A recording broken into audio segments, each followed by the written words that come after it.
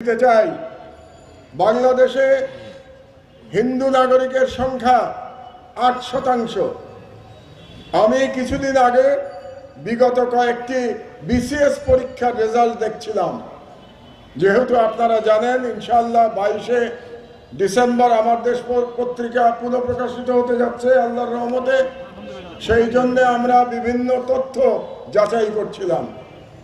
আমরা দেখতে পেয়েছি যে বিগত প্রায় 5টি বিসিএসে পুলিশ বাহিনীতে শতকরা 20% হিন্দু নাগরিক চাকরি পেয়েছে পুলিশ বাহিনীর কর্মকর্তা হিসেবে, যেখানে বাংলাদেশে হিন্দু নাগরিকের জনসংখ্যা 8.5%।